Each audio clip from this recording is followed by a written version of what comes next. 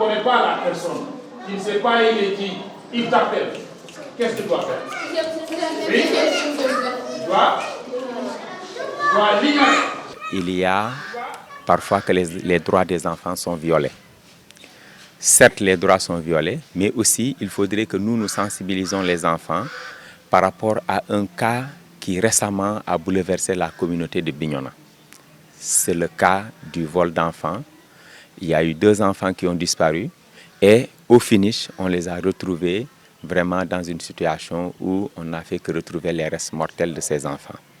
Donc vraiment, ça a touché toute la communauté de Bignona et nous avons pensé que c'est bon qu'en plus des enseignants, que Amnesty vienne en appoint pour pouvoir sensibiliser les enfants, surtout quand des personnes inconnues se présentent et en promettant des choses que vraiment qu'ils puissent avoir un certain réflexe par rapport surtout à ce qui a été déroulé. Oui.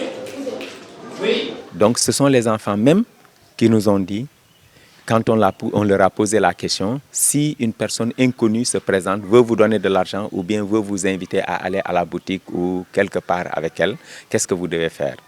Donc ils ont déjà dit, on doit pouvoir refuser, d'abord l'ignorer, refuser, et si la personne insiste, crier et courir, mais aussi entrer dans la première maison la plus proche pour alerter les personnes adultes.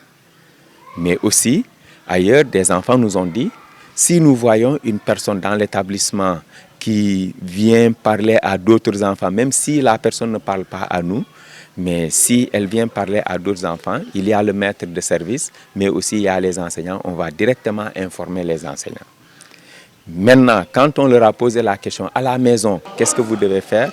Certains enfants nous ont dit, si nous voyons une personne rôder autour de la maison, on ne la connaît pas, mais quand papa ou maman arrive, on doit pouvoir les informer. Donc je pense que ce n'est pas entrer dans les oreilles de sourds, mais les autres ayant toujours des techniques, vraiment, nous aussi développons les stratégies pour mieux protéger nos enfants parce que nos enfants ont le droit à la protection. La responsabilité des parents, à un certain moment ou à un certain niveau, on discutera avec les parents, mais je pense que les parents doivent être toujours sur le qui-vive. Savoir que les enfants, c'est vraiment notre espoir. Ces enfants, c'est le Sénégal de demain, que nous tous, nous participons et nous contribuons à être vraiment vigilants dans le cadre de leur protection. Et vraiment, on appelle encore les parents à plus de vigilance encore une fois de plus. Parce que très souvent, on dit oui, je protège les enfants. Mais vous envoyez votre enfant à une certaine heure à la boutique. Un enfant reste chez toi et il est 14 heures. Et vraiment, ses parents ne cherchent pas à savoir si pourquoi l'enfant n'est pas encore revenu à la maison. Mais prenons les numéros aussi des enseignants. Quand par exemple l'enfant jusqu'à l'heure, au-delà des heures normales, n'est pas encore arrivé à la maison, on a la possibilité de s'enquérir. Et là par exemple, avec une alerte vraiment prompte, ça nous permet vraiment de mieux protéger nos enfants. Vraiment, c'est l'appel qu'on lance aux parents. Les enfants, vraiment, ils ont des réflexes, mais reconnaissons aussi que ce sont des enfants. Un adulte futé a la possibilité éventuellement de les tromper. Maintenant, il s'agira de compléter par notre vigilance pour mieux les protéger.